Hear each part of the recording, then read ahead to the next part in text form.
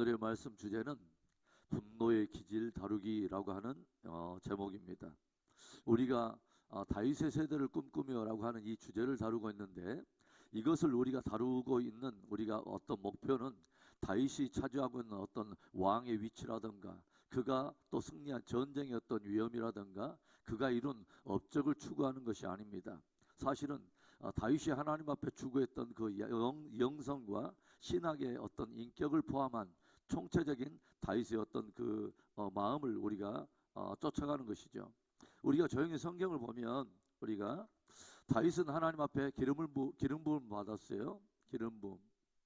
그래서 사무엘을 통해서 기름 부음을 받았습니다. 그래서 다윗 스스로도 무엇을 알고 있었냐면, 하나님께서 나를 장차 이스라엘의 왕으로 세울 것을 다윗은 알고 있었다고 하는 거죠.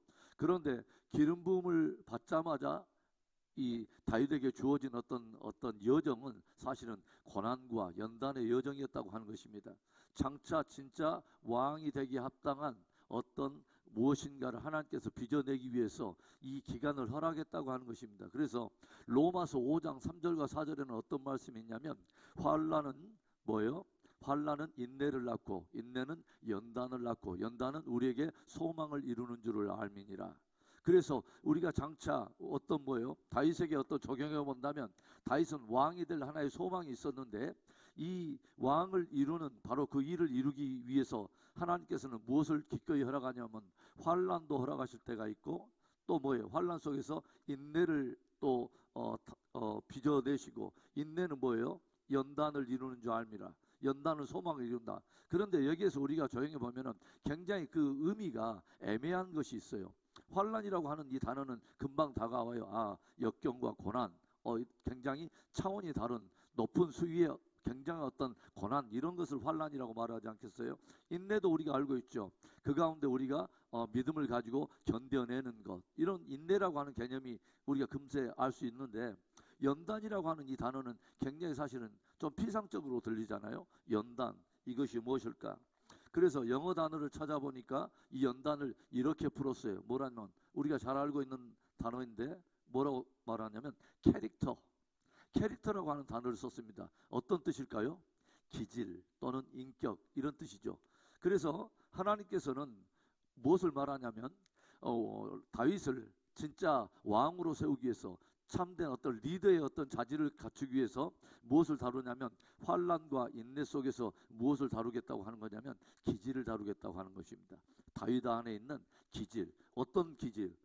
왕으로서의 기질을 만들어내시겠다고 하는 것입니다. 이것은 자연적으로 생기는 것이 아니라, 또 왕궁에서는 빚어지는 그런 인격이 아니기 때문에 기꺼이 무엇을 그에게 허락하냐면, 환난과 이런 시간들을 허락하시겠다고 하는 것입니다. 그래서 기질 다루기, 우리가 조용히 보면 요즘 우리 새벽 기도 때마다 어떤 인물을 다루고 있냐면, 요셉이라고 하는 인물을 다루고 있어요. 요셉은 우리가 잘 알다시피 17세 소년에 무엇을 꾸냐면, 꿈을 꿔요. 굉장히 참으로 품기에 굉장히 벅찬 꿈을 꾸죠. 어떤 꿈을 꿉니까? 11개의 벽단이 나타나서 자기에게 절을 하는 꿈을 꾸고, 또 어떤 꿈을 꿔요? 해와 달과 별들이 자기에게 절을 하는 굉장히 정말 품기에 가슴 벅찬 그런 꿈을 꿔요. 그런데 이 꿈을 딱 꾼 다음에 어떤 일이 일어나죠? 나중에 우리는 요셉의 일대기를 이미 알고 있어요. 나중에 요셉이 뭐가 돼요? 애굽을 다스리는 총리가 됩니다. 그렇죠? 그때 당시에 중동의 패권을 장악했던 대제국 애굽을 다스리는 제2인자, 왕 바로 이후에 일어날 바로 총리의 어떤 그 자리에 서게 될 것을 우리는 잘 알고 있다고 하는 것이죠. 그런데 이 요셉이 그 꿈을 통해서 결국은 총리의 자리에 세워지기까지 무엇을 하나님께서 허락하시냐면, 요셉을 애굽의 형제들에 의해서 팔려가는 이런 환난도 허락하시고, 그리고 애굽에 팔려가서 종살이만 할 것이 아니라 또 무엇을 경험합니까? 억울하게 누명을 쓰고 결국은 감옥에도 또 갇히는 이런 억울한 시간들을 또 지내게 한다는 것이죠. 도대체 이런 시간 속에서 하나님은 무엇을 빚어내는 것일까요?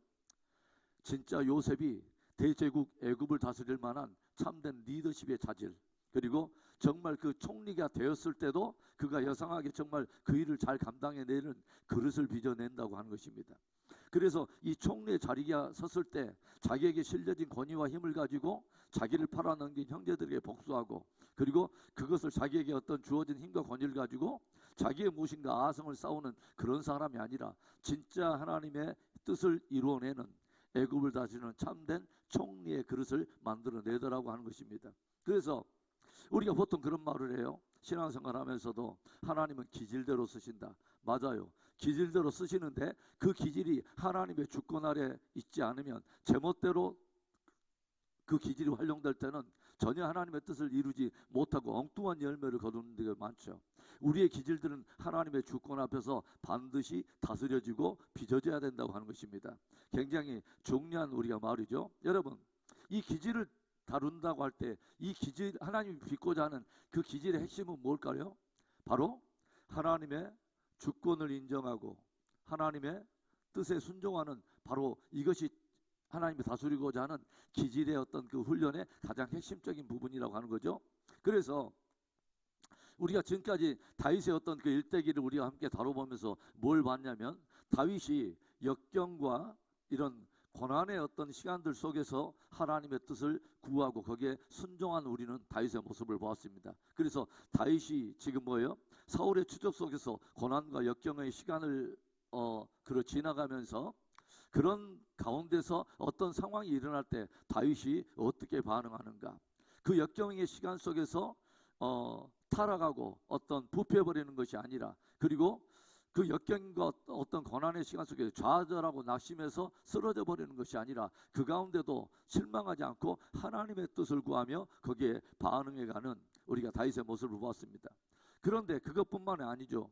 우리가 이 앞전 시간에는 우리가 무엇을 보았냐면, 이 다윗에게 주어진 긍정적인 어떤 상황이 또 주어졌어요. 그것이 뭐냐면, 자기를 죽이려고 하는 사울을 오히려 죽이려는 기회가 그에게 찾아왔지 않습니까? 지금까지는 어떻게 보면 사울에게 당하기만 하고 계속 억울한 어떤 여정을 지내왔는데, 그 가운데도 다윗이 실망하지 않고 하나님을 붙들고 승리해가는 우리가 모습을 보았는데, 그것뿐만이 아니라 하나님은 무엇을 통해서도 다윗을 다뤄보고 테스트를 하시냐면, 이 다윗에게도 기회를 줘보는 것입니다. 무엇입니까? 사울을 죽일 수 있는 기회, 복수할 수 있는 기회를 주신다고 하는 것이죠. 그런데 그 가운데서도 이 다윗이 신앙 승리를 하게 되는 것이 무엇입니까? 자기에게 그 기회가 주어졌음에도 불구하고 이 다윗은 사울을 죽이지 않습니다. 이유가 뭐예요? 하나님의 기름 부음을 받은 자라고 하는 것입니다. 그래서 사울을 두려워하는 것이 아니라 하나님을 두려워하기 까닭에 이 사울이라고 하는 이 왕을 향한 하나님의 뜻이 무엇인가를 묻고, 이 다윗이 거기에 반응해서 결국은 사울을 죽이지 않고 옷자락만 베고 결국은 그 굴을 빠져나오는 것을 우리가 보게 되죠. 그러니까 이제 이런 상황도 우리가 쭉 보면서 하나님께서 저와 여러분을 하나님의 사람으로 쓰기 위해서 하나님은 무엇을 하신다? 우리의 기질을 다루신다고 하는 것입니다. 그런데 그 기질 가운데 오늘은 하나님께서 무엇을 다루시냐면 분노라고 하는 기질을 다룬다. 저는 그런 생각을 해봐요. 우리가 살아가고 있는 지금 이 시대에 사실은 사람들에게 나타나는 굉장히 어떤 거대한 하나의 어떤 일들이 뭐냐면, 각 사람 안에 굉장히 분노가 예전보다 굉장히 심화되어 드러나고 있다는 그런 생각을 해봐요. 예전은 그러지 않았는데 사람들이 점점 시대가 강팍해지고 죄악의 간영함에 따라서, 그리고 불합리한 일들이 굉장히 많아지고, 또 뭐예요? 삶의 어떤 그 기근과 쉽지 않은 어떤 상황으로 인해서 각 사람이 어떤 이 분노하는 그런 수위가 예전과는 굉장히 차원이 다르게 굉장히 드러나고 있다는 그런 생각을 해봐요. 그런데 오늘 이제 어떤 일이 일어나냐면, 이 다윗이 살고 있는 지금 다윗이 지금 뭐예요? 사울의 추적을 이렇게 피해가지고 도망자의 삶을 살 때 자기의 어떤 식솔들이 있어요. 약 600여 명의 군사들을 데리고 함께 움직이고 있는데, 그때 어떤 일이 있냐면, 이 갈멜이라고 하는 한 지역에 살고 있는 나발이라고 하는 한 사람이 등장을 해요. 나발. 그래서 이 나발이라고 하는 한 사람이 등장하는데, 이 나발이 어떤 사람이냐면은 사실은 그 한 목장을 가지고 있는 어떤 한 주인으로서 우리가 조용히 보면은 이 나발에 대해서 오늘 이력을 보면 우리가 한번 누군가 한번 살펴봅시다.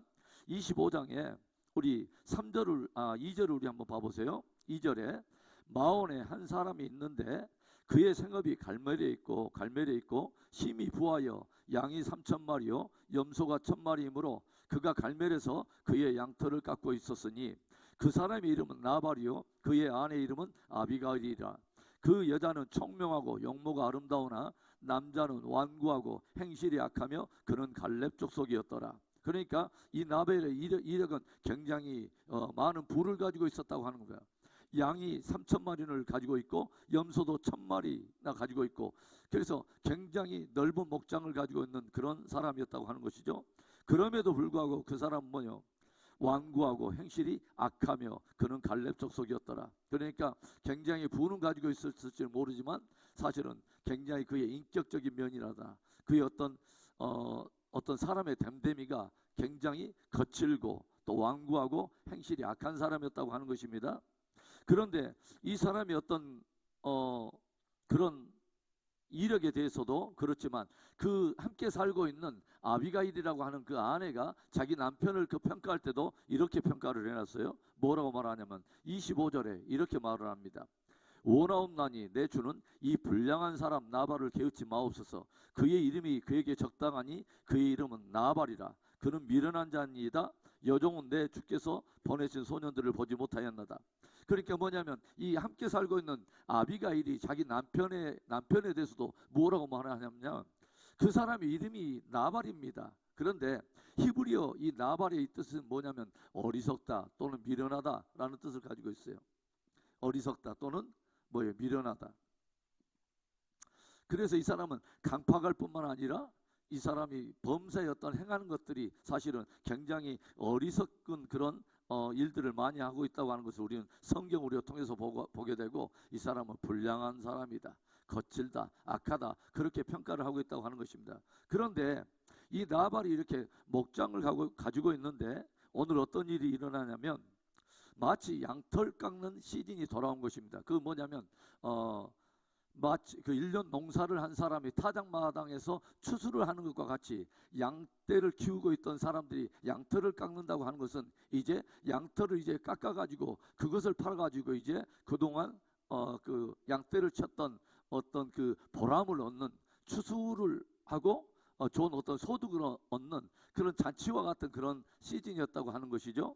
그런데 그 좋은 어떤 일들이 일어나고 거기에서 잔치가 있다고 하는 것을 누가 들었냐면 다윗이 들은 것입니다. 그래서 다윗이 이 소식을 듣고서 뭐라고 하냐면 몇몇의 그 부리는 부하들을 보내면서 무엇을 구하냐면 지금까지 당신들이 이 갈멜 이 지역에서 양떼를 치고 여러 가지 일들을 할 때 어떤 대적들인 블레셋에 의해서 당신들이 위협을 당하지도 않고, 그리고 그동안 여러 가지 일들 속에서도 늘 당신들이 보호함을 받고 지금까지 있었던 그 이유는 뭐냐면 우리와 우리의 사람들이, 즉 다윗의 군대들이 늘 방패막이가 되어주고 담이 되어주었기 때문에 일이 있었다고 하는 것을 은근히 들려주면서 이제 당신들에게 우리가 좀 은혜를 입기를 원합니다. 오늘같이 좋은 일이 있었던 바로 이 축제에 우리의 식설들을 좀 먹일 수 있도록 당신이 좀 고기를 좀 주기를 원하고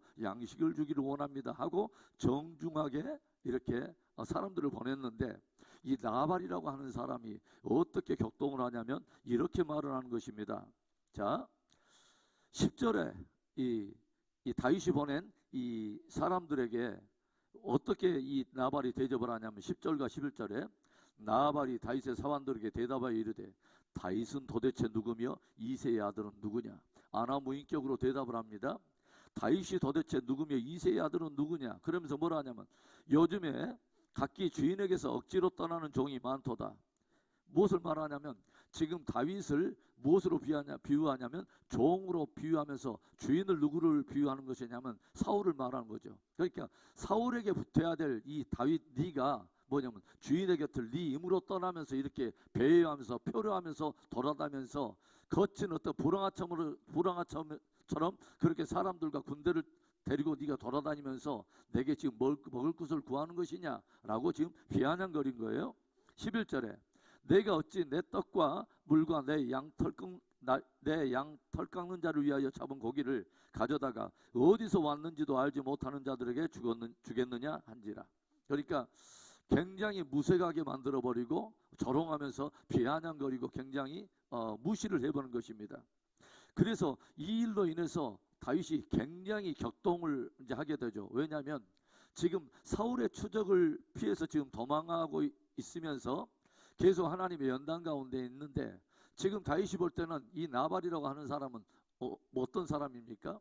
왕도 아니고 사울처럼, 사울이라 하면 왕이라도 이렇게 되기 때문에 어떤 이렇게 두려워하기도 할 텐데, 나발이라고 하는 이 사람 일 볼 때는, 다윗이 볼 때는 한 주먹거리도 안 되는 거죠. 어떻게 보면 굉장히 사실은 어리석고 사실은 정말 미련하기 짝이 없는, 어떻게 보면 다윗이 마음만 먹으면 한순간에 그냥 이렇게 없애버릴 수 있는 한 주먹거리도 안 되는 사람에게 지금 무시를 당하고 굉장히 모독을 당한 거예요. 그러자 다윗이 어떻게 반응하냐면 군대 600명을 함께 일으키기 시작해요. 그래서 13절에 다윗이 어떻게 반응하면 이렇게 반응합니다. 다윗이 자기 사람들에게 이르되 너희는 각기 칼을 차라 하니 각기 칼을 차매 다윗도 자기 칼을 차고 400명가량은 데리고 올라가고 200명가량은 소유물 곁에 있게 하니라. 그리고 쭉 보면 21절에 봐보세요. 다윗이 이미 말하기를 내가 이 자의 소유물을 광야에서 지켜 그 모든 것을 하나도 손실이 없게 한 것이 진실로 허사라. 그가 악으로 나의 손을 갚는도다. 내가 그에게 속한 모든 남자 가운데 한 사람이라도 아침까지 남겨두면 하나님은 다윗에게 벌을 내리시고 또 내리시기를 원하노라 하였더라. 다윗이 굳게 작심한 것입니다. 뭐하러? 복수하려고. 그렇죠.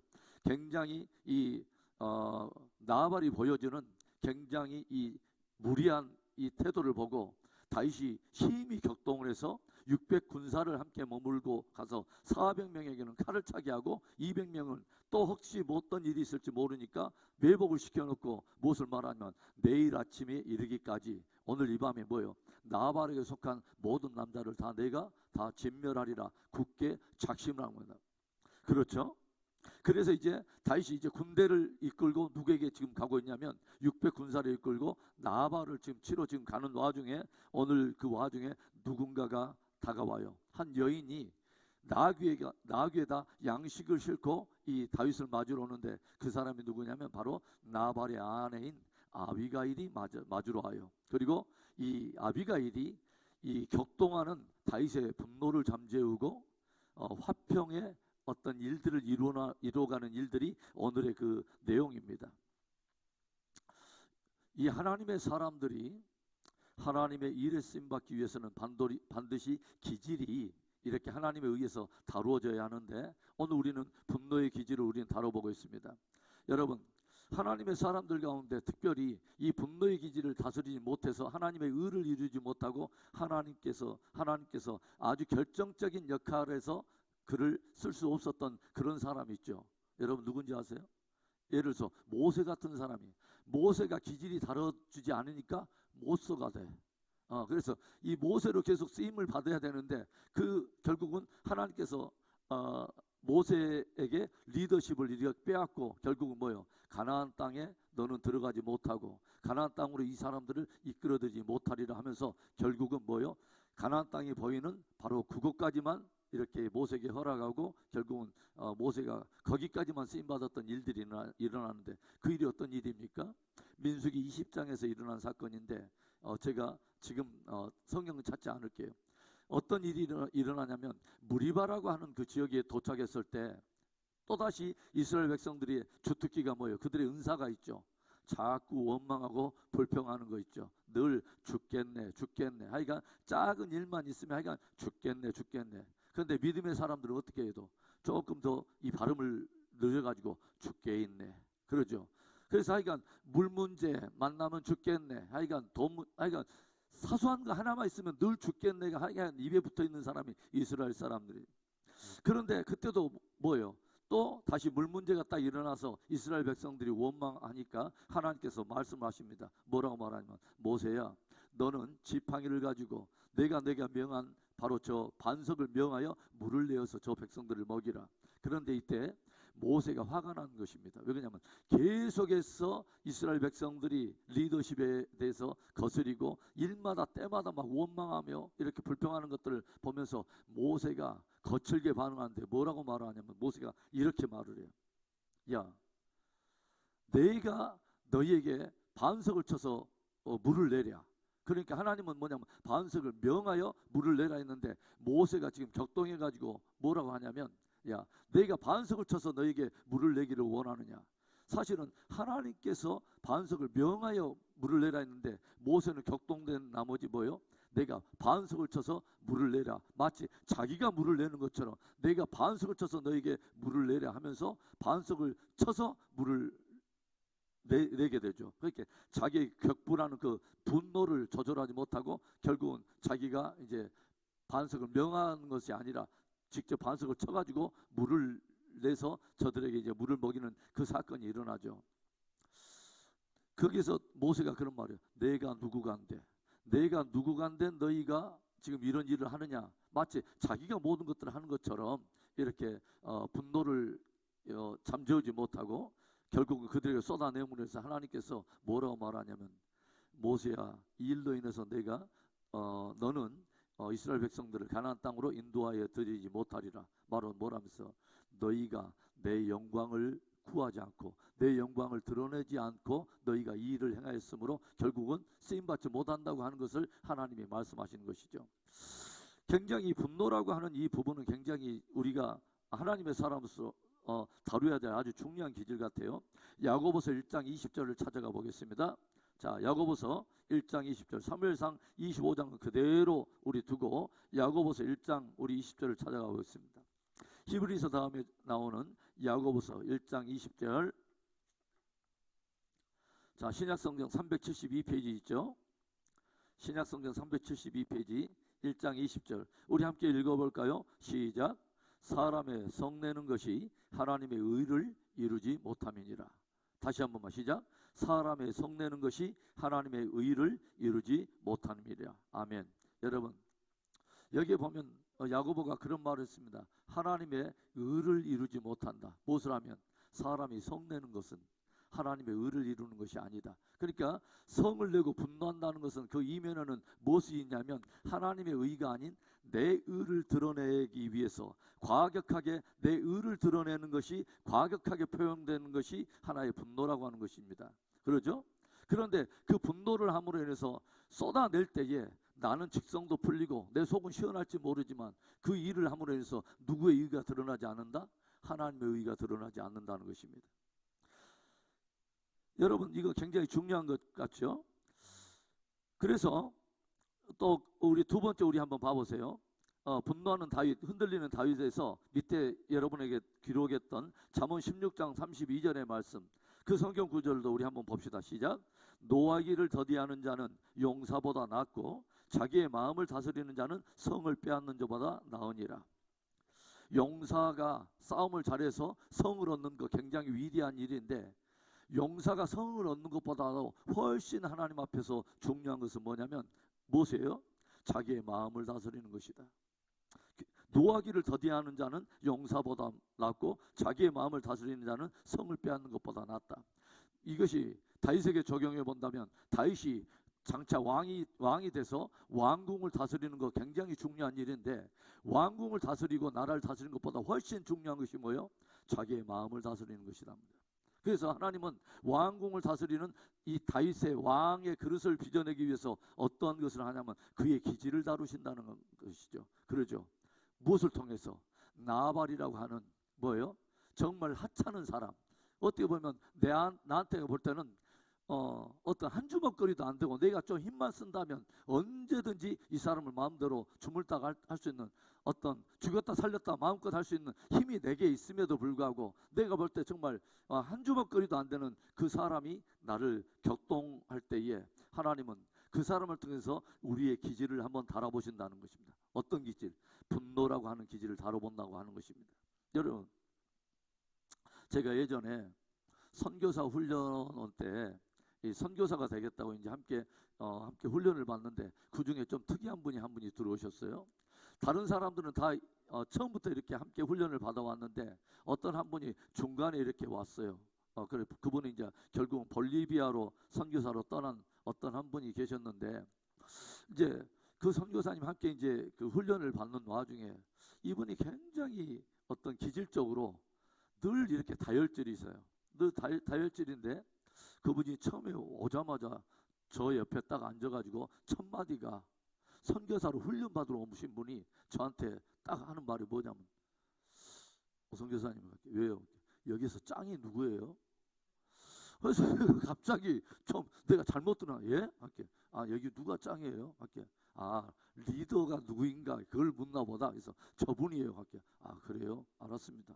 그런데 이분이 그 뒤로부터 어떤 일들을 어떤 처리하는 것마다 늘 항상 다혈질이기 때문에 사람들하고 막 부딪히기 시작하는데 한 번은 우리가 이제 수요일마다 이 선교사들이 함께 공동 취사를 하기 때문에 남자들이 조를 이루어 가지고 가서 장을 봐와요. 그래서 이 가락 시장에 가지고 장을 받아주면은 이제 여자분들이 함께 그렇게 준비를 하고 함께 이렇게 식사를 하는데 그분하고 나랑 이제 한조가 돼가지고 이제 이 선교사 훈련은 트럭을 몰고 가서 이것저것 막 장을 봐가지고 돌아왔는데 이 선교사 훈련이 좀 재밌는 위치에 이렇게 있어요. 뭐냐면 가락동 이렇게 한 골목에 들어가 보면 한 중간에 선교사 훈련원이 있는 거예요. 그래가지고 여기는 차가 한 대씩밖에 들어갈 수밖에 없어요. 그래서 이쪽에서 먼저 진입한 사람이 빠딱빠딱 하면서 이렇게 라이트를 켜면 이쪽 사람이 기다려주는 거지. 그럼 먼저 이 사람이 다 지나고 나면 이 사람이 딱 들어오는데 저희들이 막 이렇게 진입을 먼저 분명히 조금 먼저 진입했는데 저쪽에서도 누군가가 함께 진입을 했어요. 그래서 여기야 이쪽에서 반짝반짝 이렇게 이분이 이제 운전을 하는데 반짝반짝 하는데 저쪽에서도 반짝반짝하면서 들어오는 거야. 그래서 여기도 들어가고 여기도 들어오고 하는데 이분이 내가 선교사님 좀 뒤로 가가지고 우리가 양보합시다. 아니에요. 그래서 한번 가봅시다. 하면서 반짝반짝 하면서 이분의 입에서 뭐가 나 하면서 이렇게 함께 훅 들어온대요. 이 중간에서 딱 맞서 선교사 훈련은 바로 앞에서 딱 만나자마자 시동을 딱 꺼놓고서 이분이 바로 울통먹고 나가는 거예요. 와 정말 대단하더라고. 대단해. 근데 결국 그분이 볼리비아에 가서 2년 만에 소환을 당했어요. 왜 소환을 당했느냐? 가자마자 관계 안에서 조금 어려우면서 위에 있는 이 선임 선교사님을 들이받아가지고 이것이 선교국의 주변에 있는 사람들한테 보고가 돼가지고 결국은 소환대가 되었다고 하는 아름다운 사건이 지금까지 전해져 내려오고 있어요. 저는 이제 그런 일들을 보면서도 그런 생각을 해요. 야, 하나님의 사람 안에 어떤 기질적으로 다뤄져야 될 부분이 참 있구나. 그런 것들이 다뤄지지 않을 때 오히려 하나님의 의가 드러나는 것이 아니라 하나님의 뜻이 이루어지는 것이 아니라 전혀 엉뚱한 열매를 맺을 수가 있어요. 우리가 조용히 보세요. 예수님의 제자들 가운데도 대단한 사람들이 있었습니다. 그렇죠? 베드로는 기질이 어떤 사람이에요? 이 사람 굉장히 다혈질이에요. 나중에는 예수님 앞에서 굉장히 의리충천해가지고 무엇을 해요? 나중에는 예수님 잡으러 이렇게 가룟 유다가 사람들을 몰고 오니까 대제사장들의 막 그 수하들도 오니까 베드로가 무엇을 합니까? 칼을 빼가지고 말고의 길을 쳐불잖아요. 그리고 예수님의 또 제자들 중에 후레의 아들들이 아니라 우리의 아들들이 있었어요. 우리의 자식들이 있었어요. 뭐예요? 저들의 별명을 뭐라고 예수님이 붙여놨냐면 보아너게라고 붙여놨어. 보아너게. 뭐냐면 이게 우리의 아들들. 그래서 우리의 자식들인데 야고보와 요한이에요. 이 사람들이 어느 정도로 다혈질이었냐면 예수님과 함께 사마리아 땅에 복음 전하러 들어갔다가 이 사마리아 사람들이 예수님을 몰라보고 제자들을 대접하지 않으니까 이 보아너게 야고보와 요한이 뭐라고 말하냐면 예수님 하늘에서 불을 내려다가 저 사람들을 꼬실라 볼까요? 하여간 대단한 사람들 많았어요. 그렇죠? 그런데 나중에 보면 참 놀라운 일이 나죠. 야고보와 요한이 그처럼 격동하는 사람들, 대단한 사람입니다. 그런데 나중에 이 요한이 변합니다. 여러분, 사도 요한이 기록한 요한 1, 2, 3서의 주제가 대부분 뭔지 아세요? 사랑입니다. 형제들아, 사랑하자. 우리가 서로 사랑하자. 사랑은 여기에 있나니 하면서 하나님의 사랑을 이야기하고 뭐냐면 형제간의 사랑을 강조하는 사랑의 사도로 딱 변해 있습니다. 우리는 그 어떤 연단의 과정을 우리는 모르지만 뭐요? 하나님은 하나님의 사람으로 하여금 하나님의 일을 하기 위해서는 뭘 다루신다? 기질을 다루신다. 그런데 특별히 중요한 것 중에 하나가 분노의 기질을 다루신다는 것입니다. 그렇죠? 왜 그러냐면 분노 안에는 자기의가 뭐냐면 아직도 여성하게 주리를 돌고 있기 때문에 이것이 잘 다뤄지지 않으면 끊임없이 일들은 하는데 뭐요? 하나님의 의가 드러나는 것이 아니라 자꾸 내 의를 드러내는 그런 일들이 일어나는. 여러분 생각해 보세요. 내랑 어떤 적수나 돼야지 이 사람이 좀 대접을 할 만한데 내 적수도 안 되는 어떤 누군가가 나에게 앞에서 막 껍죽껍죽 하면서 막 격동하면은 얼마나 그게 우리 전라도 말로 하면 백가심이에요. 그런데 정말 우리 한번 생각해 보세요. 한 주먹 주먹거리도 안 되는 어떤 누군가가 내 무엇인가를 격동해서 분노를 해야 된다면 예수님의 어떤 그 삶을 한번 생각해 보세요. 하나님의 아들이신 그분이 하나님의 어떤 영광을 가지고 있는 그분이 십자가에 지금 달려서 돌아가신데 로마 군인들이 옷을 벗기고 그 앞에서 조롱하면서 제비를 뽑아대면서 네가 하나님의 아들이면 곧장 내려와서 네가 한번 해봐라 하면서 막 그렇게 비아냥거릴 때 또 말고에 길을 치고 막 베드로가 막 이런 일을 할 때 주님께서는 뭐라고 말하세요? 야 베드로야, 내가 지금이라도 하늘로 명해서 12영이나 된, 즉 12사단 병력이 넘는 엄청 그 군단 병력의 어떤 그 천군 천사들 내가 그 동원해 가지고 저들을 물리칠 수 있는 힘이 없어서 내가 지금 이렇게 당하고 있다고 너는 생각하느냐? 그러나 내가 만일 그렇게 한다면 어떻게 하나님의 뜻이 이루어지겠느냐? 어떻게 하나님의 의를 이룰 수 있겠느냐라고 주님께서 권면하시면서 가르치는 우리가 장면을 우리가 보지 않습니까? 그래서 하나님의 의를 이루기 위해서 우리는 뭐예요? 그 분노의 기질에 대한 부분을 한번 깊이 한번 우리가 볼 필요가 있다고 하는 것입니다. 그런데 오늘 우리는 참으로 보배우는 사람을 보게 돼요. 바로 아비가일이라고 하는 이 나발의 아내입니다. 그런데 이 아비가일의 이름의 뜻은 뭐냐면 하나님의 기쁨 또는 기쁨의 근원 되신 하나님, 이런 뜻을 가지고 있어요. 그런데 이제 다윗이 굉장히 혈기방장해 가지고 분노를 쏟으려고 600명의 그 군사들 데리고 내일 아침에 이르기까지 나발에 속한 모든 남자들 다 진멸해 버리려고 군대를 동원해 가지고 격분해 가지고 단숨에 지금 고개를 넘어오고 있는데 이 소식을 뒤늦게 누가 듣냐면 아비가일이 들어요. 다른 종들을 통해서. 다른 종들이 나발이 다윗을 홀대하는 것들을 보면서 어떤 위기에 대한 것들을 딱 직감하고 아비가일을 찾아왔어요. 나발에 대한 이야기를 아비가일에게 찾아서 주인마님, 사실 지금 이런 일이 있어가지고 다윗이 지금 굉장히 지금 격분해가지고 어떤 무엇인가 사단이 일어날 것 같습니다. 이런 일들이 있는데 이 아비가일에 속한 그 모든 그 종들도 다윗의 사람들이 얼마만큼 자기들이 선대했다고 하는 것을 다 알고 있어요. 그래서 사무엘상 25장에 15절과 16절에 이런 말을 이 나발의 그 수하의 사람들이 아비가일에게 이렇게 보고하는 내용이 있죠.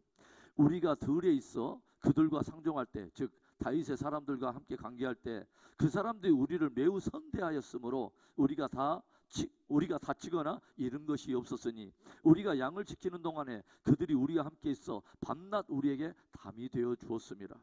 그러니까 이 나발의 수하에 있는 모든 사람들, 목자들이나 일꾼들은 다 알고 있어요. 다윗에게, 그 사람들에게 굉장한 은혜를 입고 오늘까지 왔다고 하는 것을 다 알고 있다고 하는 것이죠. 그런데 아나무인격으로 자기 주인인 나발이 지금 그렇게 홀대함으로 해서 다윗이 굉장히 격동하였던 것을 알고 있다고 하는 것이죠. 뭔가 사단이 일어날 것 같아. 그랬더니 아비가일이 하는 일들이 바로 이런 일을 한 것입니다. 18절에 아비가일이 급히 떡 200덩이와 포도주 2가죽 부대와 잡아서 요리한 양 5마리와 볶은 곡식 5세아와 건포도 100송이와 무화과 뭉치 200개를 가져다가 나귀에다 싣고 그래서 모든 양식들을, 즉 다윗의 군대들이 먹고 남을 만한 그 양식들을 나귀떼에 싣고 지금 다윗을 맞으러 가는 것이죠. 그리고 이제 마침내 다윗을 만났습니다. 다윗을 만났어요. 23절에. 그래서 이제 우리가 그 본문을 읽은 거예요. 천천히 다시 한번 살펴봅시다. 다윗을 보고 급히 나귀에서 내려 다윗 앞에 엎드려 그의 얼굴을 땅에 대니라. 이 아비가일이 보여주는 것은 뭐냐면 굉장히 어떤 극존대를 하면서 자기를 낮춘 것입니다. 땅에 엎드려 내려서 뭐라고 말하냐면 그 24절에 다윗의 발에 엎드려 이르되 내 주여 원하건대 이 죄악을 곧 내게로 돌리시고 여종에게 주의 귀에 말하게 하소서. 이 여종의 말을 써서 이 죄악, 내 남편의 죄악을 우리 집안의 죄악을 내게 돌리소서. 그렇게 죄를 인정하고 그것에 대한 책임을 자기에게 돌리라고 인정하는 것입니다.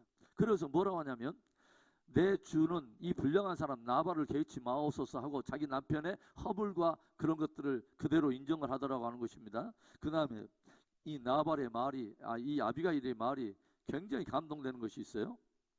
26절부터 봅니다. 내 주여 여호와께서 살아계심을 두고 맹세하노니 내 주도 살아계시거니와 내 주의 손으로 피를 흘려서 친히 보복하시는 일을 여호와께서 막으셨으니 내 주의 원수들과 내 주를 해하려 하는 자들은 나발과 같이 되기를 원합니다. 그 지금 뭐냐면 한마디로 이것입니다. 하나님께서 나를 보내서 지금 내 주 대신 이 다윗 당신으로 하여금 친히 원수를 보복하는 일을 막아주셨다는 것입니다. 그 일면에는 어떤 것을 말한 거죠? 다윗이여 당신은 하나님의 사람인데 하나님께서 보복하시도록 하나님께서 이것을 갚으시도록 친히 당신이 보복하지 마시옵소서라고 하는 것을 지금 은근히 지금 강조하는 것입니다. 그리고 28절에 굉장히 중요한 말을 해요. 주의 여종의 허물을 용서하여 주옵소서. 여호와께서 반드시 내 주를 위하여 든든한 집을 세우시리니. 그 다음에 굉장히 중요한 말이 나죠. 이는 내 주께서 여호와의 싸움을 싸우심이요 내 주의 일생에 내 주에게서 악한 일을 찾을 수 없음이니이다. 여호와의 싸움을 싸우심인지이다. 여호와의 싸움. 그러니까 뭐냐면 이 아비가일이 지금 다윗을 칭찬해 준 것 중에 핵심은 뭐냐면 내가 볼 때 다윗 당신은 역경이 올 때나 또는 심지어 당신에게 긍정적인 상황이 올 때나 할 것 없이 당신이 싸웠던 싸움은 당신을 위한 영광의 싸움이 아니라 당신의 의를 세우려고 싸웠던 싸움이 아니라 당신은 여호와의 싸움을 지금까지 싸우지 않았습니까? 그런데 왜 지금 와서 당신은 이 싸움을 하지 않고 당신을 위한 싸움, 당신의 의를 세우려고 하는 그 싸움을 싸우려고 하십니까? 하나님께서 그 싸움을 싸우실 수 있도록 하나님의 의가 드러날 수 있도록 당신은 친히 보복하는 일을 하지 마시고 이것을 하나님의 주권에 맡기시옵소서라는 말입니다. 다시 격분하고 있는 이 다윗의 마음을 누구 앞에 돌려놓냐면 하나님의 주권 앞에 돌려놓는 이것이 아비가일의 지혜였다고 하는 것입니다. 참으로 놀라운 것이죠. 여호와의 싸움. 굉장히 중요한 단어라고 저는 생각을 해요. 그러니까 뭐냐면 예수님께서도 그 말을 하잖아요. 내가 이렇게 한다면 내가 지금이라도 나는 사실은 12영을 불러다가 얼마든지 나는 이것을 해결할 수 있지만 내가 이렇게 하면 어떻게 하나님의 나라가 이루어질 것이며 어떻게 하나님의 의가 드러날 것이며 하나님의 뜻이 이루어질 수 있겠느냐.